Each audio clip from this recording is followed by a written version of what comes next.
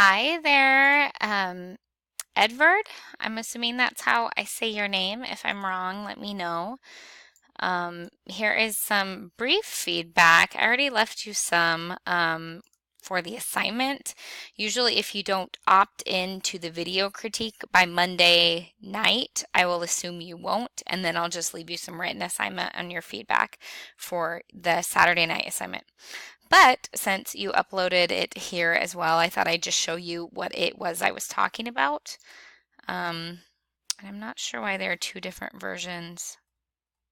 We'll go ahead and leave a critique on this one. Obviously, you know the main thing, which is your images. That's going to be where you would lose points if you don't have those. So make sure you have those. I know you're working on that.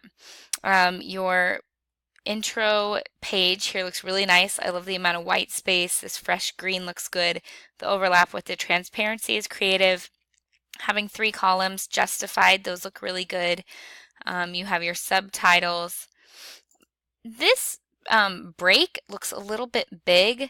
I wonder if you could, I'm assuming you hit enter, but you could go into the paragraph and you could actually instead adjust the leading, and that might be the best way so it's not such a substantial amount of space between your paragraphs.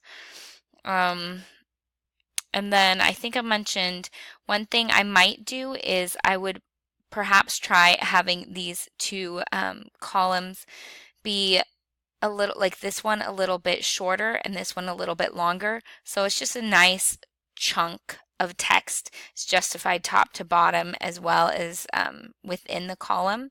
And that way you don't kind of have this white space right here. It's not a huge deal, but I think it would look even nicer to just have the writing around this and then have a nice clean line across the bottom and a nice clean line across the top where the paragraphs ending of each column kind of line up.